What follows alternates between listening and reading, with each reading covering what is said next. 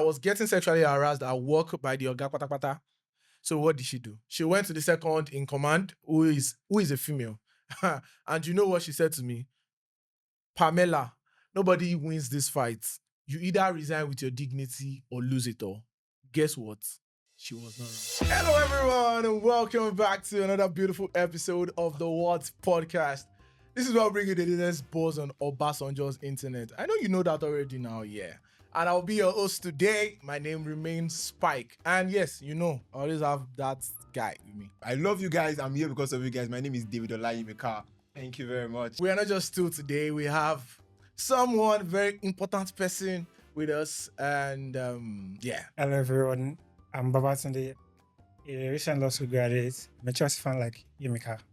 Hey! Now 2v1. Yo! Okay, so how to start from this point? I believe you must have seen or heard of experiences whereby one woman would just come say, or there is like a parent, Okay. they'll be like, don't worry, we'll get to Nigeria. Don't worry, we'll get to Nigeria. Don't worry. And immediately you are getting to that national airport, Muritala Mohammed, welcome to Nigeria. They give you that samba like. Yeah, those stories. I've heard one. And you must have had a friend that maybe his parents just said, okay, you don't worry, they'll just send you to Nigeria. Go and stay with grandma. I mean, Nigeria used to be that place where we used to reset brain because they know that if you're here, you go chop correct cane. And yes, recently the Lagos state government has said, all right, we will no longer have that again. So let's read this tweet from World Akon. He says that Unasha want all these students to become rude and disrespectful. And the most painful part is that many will turn touts. School is supposed to be an educational institution and correction institution as well. I think the real problem with using corporal punishment in school is that we are not able to create an equilibrium between corporal punishment and other means of correcting children. So we have a lot of people that have become resistant to corporal punishment, to beating. There are a lot of people that you will just beat them and or they Sorry, growing up, were you like that? well No, I'm very sure that you, growing up.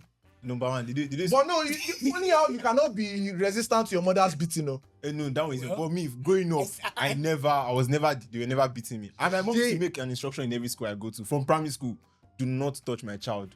This is what you do. Write a note, put in an envelope, send him home. I dare not get home and not give my mom the envelope. you know, for me, Of what I've done. You were lucky. my mom Which was is a teacher worse. then, I was so- lucky. That's worse. They didn't beat you in school. Yes, you're not touching me. My mom will touch me. So when I get back to school and they see me, they are afraid Okay. on my behalf. My mom was a teacher, so I think she get delighted when she Yeah. hears that a teacher gave me the beating of my life in school. So I dare not come home to come and report. As I am, I still carry some of the mark from my father's beating. So there's no way for me to say, oh, I want to go to school, I want to tell my teachers not to beat me, or so I'm always ready for the beating. At the point, it created a kind of resistance in me. Yeah.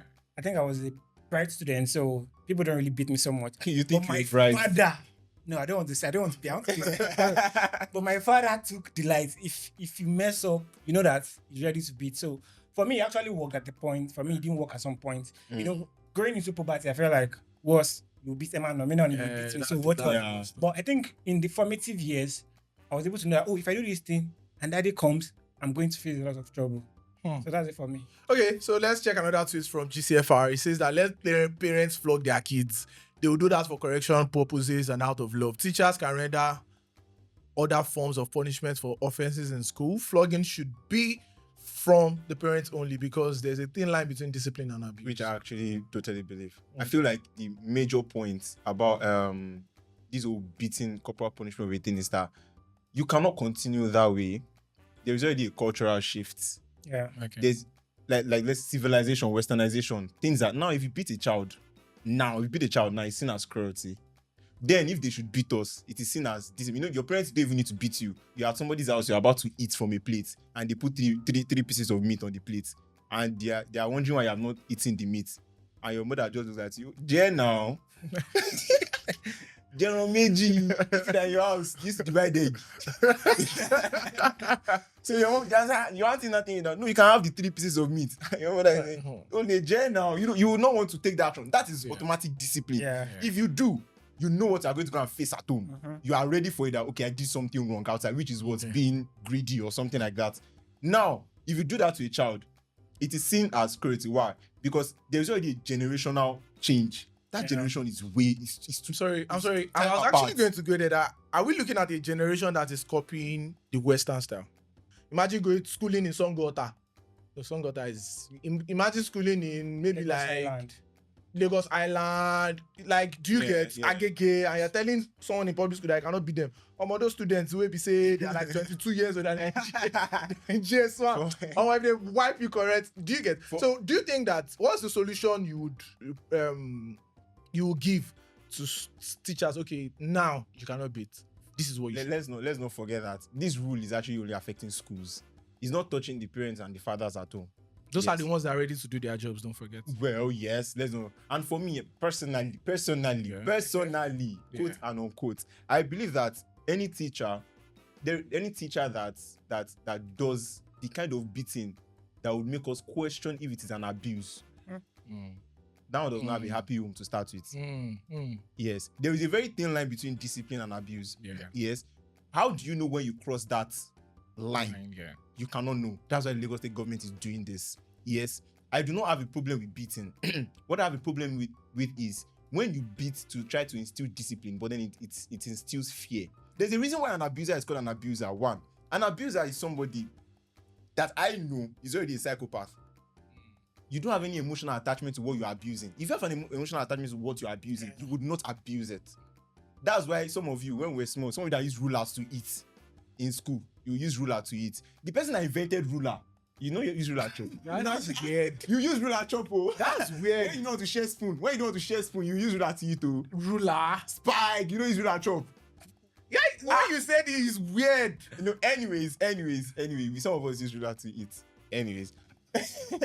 Somebody that invented ruler would not use a ruler to because he has an emotional attachment to what he invented. Now, I mean, as a father, I know the kind of emotional attachment I have to my child. A teacher cannot help me fill that void. A teacher cannot understand that value. As a teacher can be a mother, or it cannot be. Do you understand? So if you expect a teacher to not be able to cross that boundary, how do you gauge the teacher not crossing that boundary? That's why these things have to be put in check, yes. And that's where I feel we need to actually westernize. Because a child dying today from beating, it does not say that the remaining 99 that have not died have been correct justice. We don't know if they've been abused to a point that maybe, like now you say you have marks from your father. If it was from a teacher, you just be giving the teacher like some kind of courses in your head. E.g., my own basic tech teacher in secondary school, my GS2. Because I have sweaty palms, hyperhidrosis, yes, and I put my hand on, my book gets wet. So now, he beats me because my book is wet. He beat me so bad that my handwriting became fine. Like, I'm serious. He beat me so bad, my handwriting became... I had to leave the school because I just lied to my mom that, oh, I don't have this in that school. There's no competition in that school. And she changed my school. Do you understand? It instilled a kind of fear inside of me. I started having insecurities about my wet palms, yes? Which is not supposed to be so. A teacher does not understand why hyperhidrosis means he's beating me for having wet palms. Do you understand? So we cannot really say that this thing is... Westernization is not where we are going. We will go there. We will get there because we need to. Generation has changed. The same way you are trying to treat a woman 70 years ago or treat a child 70 years. It's not the same way. Have you seen the species of children you are giving birth to now? Okay, so I'm going to be using two people that have actually balanced it. Okay. Through my own life journey. Okay. So my father and my last master teacher. So I said I have scars from my father and I go very stubborn. And I still like get a lot of things from him. Gives me gifts and stuff like that, money and all. So he's able to like balance it that I'm beating you not because you're a goat. I'm beating you because you're a human being and you're not doing the right thing. So you have to act like a human being. And he's treating me very well when I do what I'm expected to do. So fast forward to SS2, when I was in maths class, so we're not so good with maths. So the school was concerned and they brought in the VP to be taking us maths, Mr. Chuku. So the first time Mr. Chuku came to class, he started asking us simple maths questions. You don't know it, slap yourself. If you slap yourself like 4 times, then he'll give you a slap. Bro, it was a very, very crazy experience. About 4 people got slapped that day. So immediately after the class, when I was going home, I just said, this thing cannot be. So out of my own money, because of the fear of getting that slap in class, I bought a textbook, math textbook, outside New General Maths. New General Maths was costing. Yeah. So I bought progressive maths. So it combined year 1, year 2, year 3. Okay. Started solving. But there was something about Mr. Juku.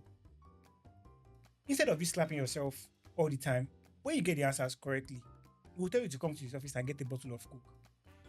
So he's able to like make us see reasons that I love you guys, but you guys cannot the carrot and the stick. Exactly, carrot and the stick. So I think that problem now is that we do not have so many experienced teachers. I think you guys have spoken really well, and I just feel that corporal punishment is life threatening, very, very life threatening. Do you guys? And we know, I don't want to say we know. I'm sure that there are cases whereby people might have lost their life to corporal punishment, and this whole thing that threatens life, part of their bodies. And I believe Nigeria is like trying to like even Nigeria is threatening my life. Like Nigeria is threatening my life. Yes, they are threatening your life, but now they are trying so hard to protect the lives and proper lives of the citizens of Nigeria. And when you check section 33 CFRN of the CFRN, it's very, very, very, very, very clear that you have your right to life. But just on another case of threat to life, Sunday Jackson. Oh, Sunday Jackson. I don't know why I said Samuel Jackson. This guy. No, calm down. I don't know why I said. No. Play on.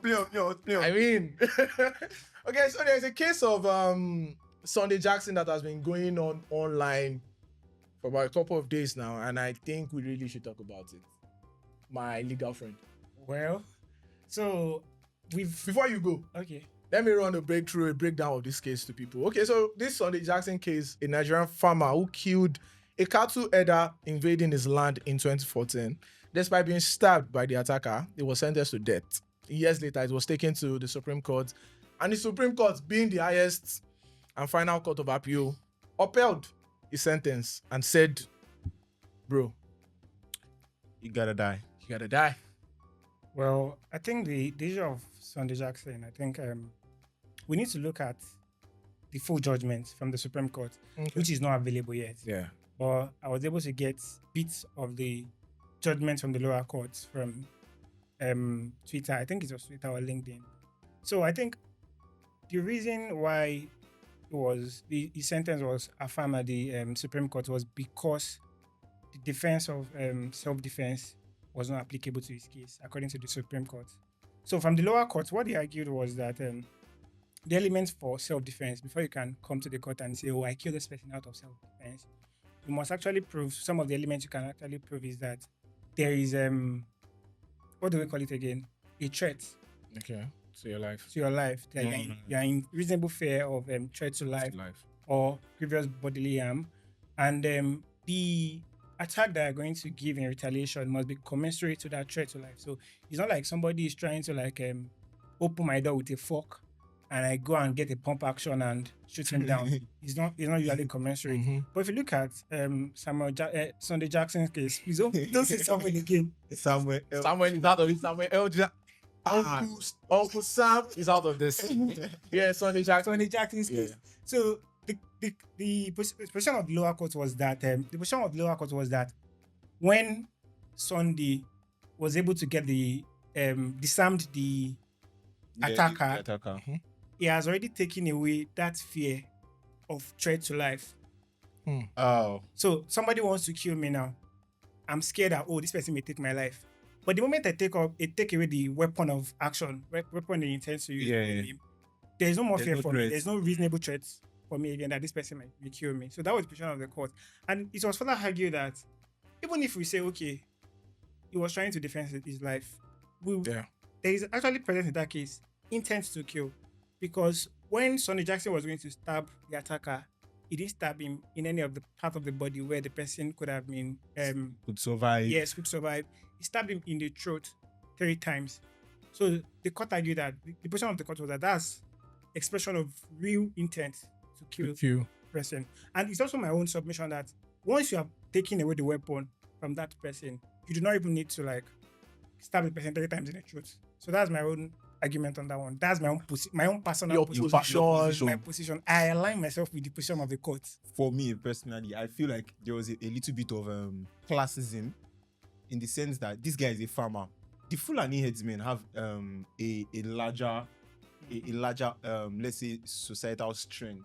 Okay. Influence, yes. So if it's a Fulani Herdsman dying, I think I've read one time, like in 2021, there about that there was a particular ruling, not a ruling, there was a particular discussion with the House of Reps and the Senate when they were talking, and they really did value the lives of their cattle over the life of humans. Yes, they value that. I think I remember that just It trended on Twitter for a while. Yeah. It trended on Twitter for a while, and then it was an argument like, how will somebody come and say that our cattle, you know, they are equal to a man's life, you understand? Yes, which is scary for me. So if in that case, I do not see him win, I do not see Sunday actually winning that case if he's facing the Fulani Herdsmen society. Yes, that's a case of classism, which is one thing we have to discuss in Nigeria. Okay, I want to believe that you were like very, very hypothetical about the whole, like about this classism thing, because you never can tell. The judge might be the judge might be Jackson Chinonzo. You understand what I'm saying? So, like is it Supreme Court, several of them. So, and there is no way you are getting the 7 of them from just one region. Do you understand what I'm saying? So I would not say that is the reason, but my own perspective about this whole issue is that I don't worry about. Yes, I should, but I don't worry about things like this. It is the law. The law is the law. Yeah. Do you understand what I'm saying? Whether you are satisfied or not, the law is the law. What I'm coming from is that look at Fulani Herdsmen. In 2014, they were a serious issue. 2014, 2016, 2018, until late, maybe 2020. That is when we could even Sunday go out to like it's a villain in Nigeria because of that particular group of do you understand? people. And I'm looking at Nigeria, you're not solving this issue of Fulani herdsmen going into people's properties, farmland, and trying to overpower them. I don't understand. Nigeria is not giving a solution to this, and yet a victim of the Fulani herdsmen threatening his life is now a victim of the law again. In all of this rugby of this topic that we've actually talked about, I still feel very, very inconvenient. Because like about few years back, you know, when this whole Boko Haram thing was very rampant. Yeah. If Sunday could get the shorter end of the staff on this issue, yes, and we could not find a bit of leverage, maybe to bring it down to manslaughter or something that could save him, yes. But the Boko Haram people that were arrested like way back, and in news came out that they were some sort of way released on some grounds that due to intelligence I do not have. Yes, they were released on some grounds, and that is, I'm saying, Boko Haram suspects that were Boko Haram that we've been fighting for years, they were released and taken into custody, signing a non-disclosure agreement that they will be good citizens, and some of them on basis that they were psychopaths or had psychiatric issues before they took those actions of kidnapping, killing, and all. On those grounds, they were permitted, given immunity. If Sunday as a man himself, why couldn't we, like, I'm really, really conflicted in my mind that Sunday he's just one unlucky person. Samuel Jackson has gone to farmland to look for daily bread. He was physically assaulted to the point that he had to kill someone. Now, even in the corporate world, you will see people that are going out to look for urgent 2K, daily 2,000, daily 10K. They will also still get harassed sexually in Nigeria. In the workplace, what is going on? Wow, workplace harassment. I think that, to be very honest, it has become prevalent that there has been workplace harassment, sexual harassment at the workplace. And it's very surprising that we really do not get a lot about it. We don't get a lot of information from it. I don't know. I think maybe because of the I think it's from the point of the organizations and the victims. I'm not trying to say the victims are doing wrong. I think a corporate organization would not want to. It takes a lot of balls to come out and say that Real. we, company XYZ, we are going to be sacking Mr. X for sexually harassing Mr. Y. You are spitting my mind. So, because they know that it can put a taint on their reputation, that people will say, oh, that firm where they, or that company where they get people and stuff like that. And you know, Nigeria, we are very emotional people. We are very sentimental. We are very, very sentimental. People can say, oh, that person is the person that they sent his brother to prison. And because of that, I don't want you, my child, to play with the younger brother. They are very different people. So let's talk about companies where you be putting your money. People will say, oh, I don't want to deal with that company. Because of that. Although it's not a valid excuse, I think that's one of the reasons why companies have been keeping short and have been trying to bury in sexual harassment cases. And I think on the side of the victim, people that have very promising careers ahead of them. So if you come out and say, oh, Mr. X sexually harassed me and promised to say, give me a promotion, to give me my deserved promotion or increase in pay only after sleeping with him. Even if you win that battle, if you win that battle, you may not win the war long time because people would start saying, oh, if you apply to another corporate institution and they look through your record and they see that, oh, is this babe that she's very controversial and a particular case is ongoing and people are bringing out facts about where somebody has erroneously sexually accused someone of sexual harassment. So people are leaving the current facts on ground and looking at the past. So when it comes to the victim, that can actually happen. So the victim would not want to sacrifice their career for that person. So they will almost want to walk away and say, "Oh, I will leave it to God." Yeah, that's my opinion. Moral ethic in Nigeria as a whole, as decayed. Actually, there is no moral ethic anywhere anymore, and that's fine. Talking from sex for greed, sex for promotion, and victims are more afraid. Every day gets more scary. Yes, it cannot be overemphasized that women face this more. Yes. Yeah, like 85% of women actually face this more on the ground, and like 17% of men actually. I think the last time or the only time we talk about men having problem with this thing was when that boy that the woman went to India. Oh yeah. Yeah, that guy said the woman was even treating him well. But men that are even doing the sex for promotion, sex for greed, they are doing it in the most crass way. Yeah, you want to do bad thing, even do it with wisdom, knowledge, and understanding, and not even get the promotion. Which will even cause the person to now rebel and feel more. You get the Lambo. You won't get the Lambo.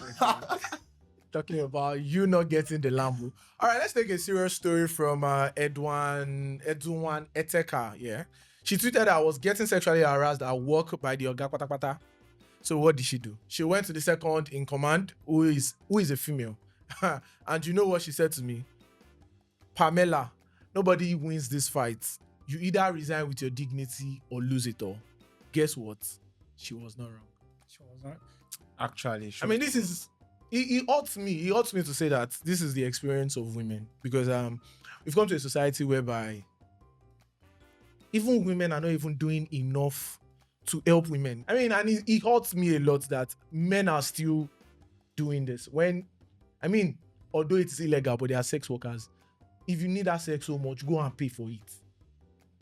Do you understand what I'm saying? Unlike bringing it to a corporate world, and it's just. I mean, painful to hear. Funny how you go through your educational life, you read, you look for work, you look for job, and now your job is being threatened because someone is horny, or someone cannot just hold themselves, or someone doesn't have that sexual discipline. Yeah. Of which the sex will not even give you the Lambo at the end. The sex will not give you the promotion. The sex will not give you wait. Even after the sex, after the sex, some men or some of those in power still come and say, "Do you know it's not in my power, but I'll try and put in a good word for you. You will have sex with me and come back and tell me you put in a good word." Wait, no, even if it is a result, they get those things in. It's not supposed to be. It's not supposed to. Now, the measure of promotion, measure of the KPIs. It's now different. You don't measure us based on results. You're not judging us based on our performance in the room, which is not supposed to. No, it's the truth now. It's sincerely hurts me. Now, imagine you have a sister who is struggling at work because one person is giving. Yeah. It's really.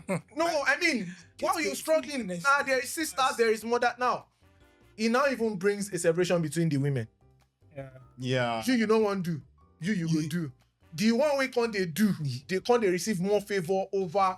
Now they are now hating themselves. And you know, women, they go still can't they bash themselves again. Morally geek. I think we really should. Nigerians should really take this serious. Yes. Protect women. Protect men. I mean, let's look at this tweet from your plug. He says, "Can we Nigerians normalize gathering evidences? More energy should be put into recording, whether audio or video, to at least shame these people, even if the justice system is not helping." This is my premium part of this.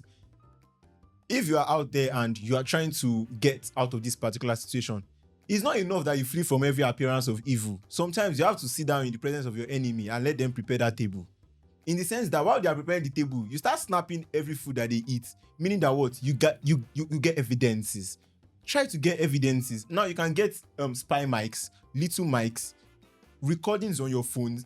You're just like, okay, this person is saying I need to have sex with them to get this job. Sometimes you can be we just don't want to be the sacrificial lamb in Nigeria. Yeah. You can be the sacrificial lamb, yes. Oh, this man has been doing this for days. There's a particular person that sacrificed herself. The sex for grade that was popular very well in 2020 in Unilag. You watch the video that that was on Netflix.